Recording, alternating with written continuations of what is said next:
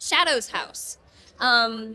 It's about I'm like, how do I say this without spoiling it? Oh.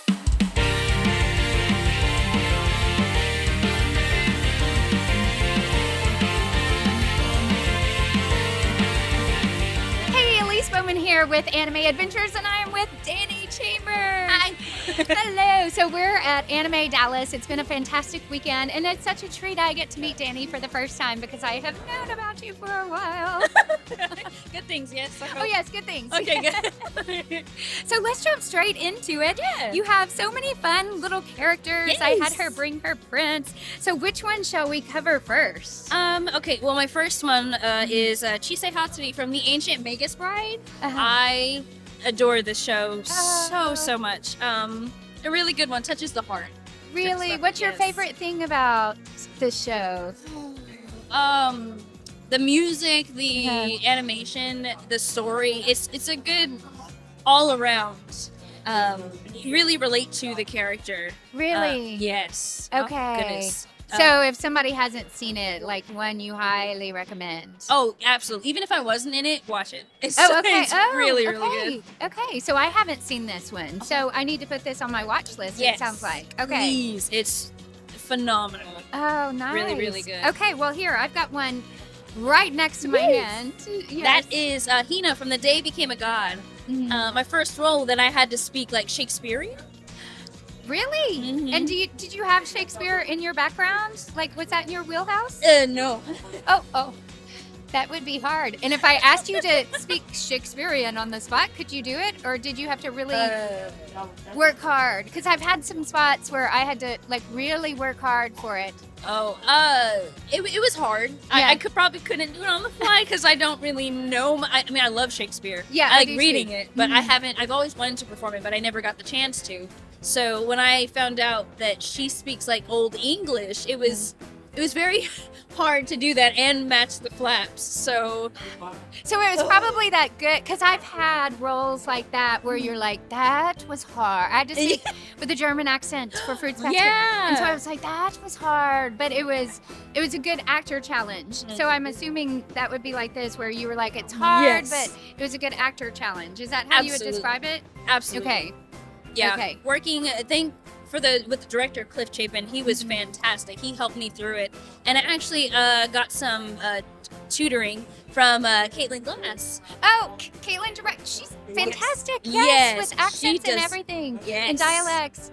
Oh, interesting. So I got to ask her, like, how would I do this? How would I go about this? And she gave me some really helpful tips and was very helpful into getting into that character while also not trying to like modernize it. So it was Oh. really, really good. Really good. So if you had to jump into that type of role, whether it's Shakespearean or some other type, what would you do? Or if you were advising somebody, if they had to do an accent or a dialect or something like that, what would you recommend? I would first thing I would say is do your research. Yes. Or if you know people who have done it or is from that country that you're trying to do an accent of, ask them and see, like, what are things that you say that I can get into, or look on YouTube. YouTube has some great I resources. know this YouTube thing is really taking off. You can get your degree on YouTube apparently. It's like, oh, okay, all right.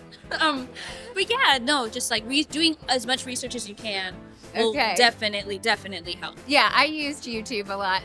So, okay, let's Oh yes, chat this about one. that one. Yes, this is Shadow's house. It's about oh God, I'm like, how do I say this without spoiling it? Oh, okay. Maybe it is kind of hard because I know about this anime. Yes.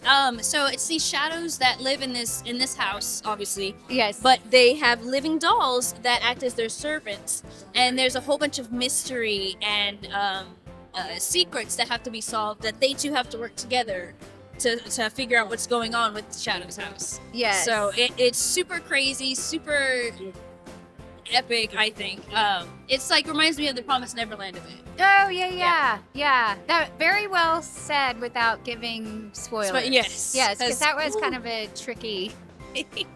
Yes, I love this anime It so was much. so fascinating. Yeah, it was really So interesting. Hi, I'm Heath Miller. Do you want to be a voice actor, or at least up-level your career in voice acting? Elise Baughman teaches private and group sessions. Since I've started her class, I've learned the physicality, the confidence, and just how to improvise and how to become a new character. So I highly recommend taking EliseCoaches.com and give it a try. Okay, let's do one more character, and then I want to hear your story of how you got into it. Oh, So, absolutely. Pick a she's got some cool ones. I know. Probably Decisions. This one. Okay, so this one's more recent, I will say. This is Becky Blackbell from Spy Family. Oh, yes. That one's really cute. She plays the rich best friend of the main character, the little girl, Anya. She's really funny, and she has a crush on the dad. And it is so, it's not weird or anything, it's just funny, like, you know, your best friend, like, oh my god, your dad's so hot, like, kind of. But she doesn't understand. She's like, oh my god, like, he's so cute. Do you think we could, like, talk? And Anya's like, it's my dad. What are you talking about? It's just really cute. But she's the best friend that I think Anya needs in her life, and she's very cute. So is that her voice? Like, yeah, pretty much. Not too much Valley Girl. Okay. Chris George had to make sure I didn't sound like. oh, that you didn't do Valley? Yeah, it was hard not to, because that's what she reminds me of. But she's like, I'm Becky. I'm here to be your best friend, Anya, because I'm gonna take care of you. I'm gonna take care of you. Yeah. Okay. So yeah, I love Becky. She's so great. That's so cute. So tell us the story. Like, how did you get into all of this? Because I hear it's a pretty interesting story. Yeah, so I had been acting on stage and in film or TV specifically since I was 6 years old. Oh, wow. Yes. Oh, theater is my heart. That's where my true love is. Okay. So doing that growing up, and then like in 2010, I discovered voice acting because, you know, growing up you don't realize it's voice acting. Yeah, you're you just don't like, always think about that. yeah, you're just like, oh, they're just people just doing voices, I guess, but you don't realize it's an actual career. And I'm like, oh, okay. So I did some research, and in 2013 I made the decision to go ahead and try and do voice acting, and it was a very rough journey. But, you know, I took classes, I talked to different people to see how I got in there. I was actually an attendee at Fan Expo Dallas, like in 2013. Yeah, 2013, and I talked to like Holly Klinkenbeard, Mary Elizabeth Glynn. Like, how do I do this without, you know? Because I'm pretty sure that you get asked that a lot, of course, as we know. And Mary Elizabeth Glynn gave me a card that had D. Bradley Baker's website. I want to be a voiceactor.com. Yes. And I looked at it and I was like, thank you so much. So I went home that day, looked at everything he had on there, and I was like, okay, perfect, this is a great way to get started. I made my own demo reel. I started trying to take as many classes as I could, and I took this one class with Chris Rager, who's actually here at the con today, which is so cool. It was how to do voice acting in anime and video games, and I took a class with him, and it was amazing. It was phenomenal. I had a lot of fun. I learned a lot because ADR is so much different than just like pre-layer Western animation. I know, he's one of the, because I coach voice acting, but then I also recommend a lot of teachers for very specific things, and he's one of the teachers I recommend because he's so good. And you're right, ADR is so specific. So I love that you took with him. He's awesome. He's great. And so I met a couple directors who were directing at Funimation at the time. And I met Joe McDonald, Montreal, and Ian Sinclair, and they were so great, so fun. I worked with them, and then like a year later, I met Joe McDonald again at another workshop.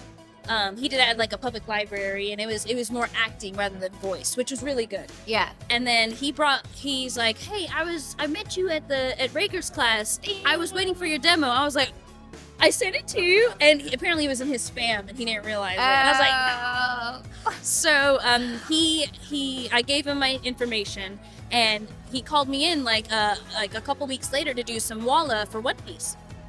And he's like, I really liked your voice. You take direction well, and so I just want to call you in to help kind of get started. I was like, thank you. So I came in and I started doing Walla in bits for about like 3 months. And then that's when Simuldub was still happening, kind of new. So Tyler Walker, he was also one of the teachers at Rager's class. He ended up hearing me, and he had me audition for his show called The Morose Mononokean. And I auditioned and I booked one of the supporting roles. So that was actually my first role I ever booked. Oh, nice. But because that wasn't like a simuldub, Kyle Phillips cast me as Chise Hatori. So that came out first. And so people thought I got that cast as that first. But it was Maros Mononoke, and so Tyler was the one who actually got me first, then Kyle. I love Tyler. Yeah. But yeah, sorry, to make this whole long story short, Kyle Phillips was directing for Tyler in the show we were working on, and Kyle said, hey, what are you doing for the next 24 weeks? I said, Nothing. Why? Why? He's like, I want to use you for a show. I'm like, okay. So me being new, thinking, oh, he needs like consistent bits or Walla help. Yeah. So I'm like, yeah, sure. So I come in for the first session for 4 hours. I'm like, a 4-hour Walla session? That's kind of weird. So I come in, he's like, hey, so it's really good meeting you. I liked working with you. I'm going to have you play Chise. I was like, cool. What's a Chise? What's a Chise? Yeah. And he's like, she's the main character of my anime that I'm directing. And I was like, what? For real? He's like, yeah, I really like your voice. I think it's a good fit. And I was like, thank you. And that's how I got in. That's amazing. I love it. It was so awesome. And it's That's been so great. a ride ever since. That's amazing. And here you are. I know. Wow. What do you love about conventions? Like, what do you love about Anime Dallas and just being in the convention scene in general? Two things. The new fans, and seeing everybody again. Because you know how it is. You work with so many people on different shows, but you never get to see them in person. Yeah. So like meeting them and be like, oh my god, it's so good to see you. And then interacting with fans of the genre, of the animes that you're in, it's really invigorating because it's like, I love you, you did so good. I'm like, thank you so much for watching. Without you, you know, it's like that. No, I love you. No, I love you. No, I love you. Yeah, pretty much that. That's Yeah. it's always fun interacting with It everybody. really is. Yeah. Yeah, because we are recording alone a lot of times, well, with the director and engineer, but you don't always get to talk to people until you come to conventions and hear their Yeah. stories. And so Yeah. I feel the same way. Well, this has been so much fun. I loved hearing your story, speaking you. of stories. So thank you for joining us. We love having you here. And thank you for joining me. Thank you for having me. Yes, absolutely. See you later. Bye.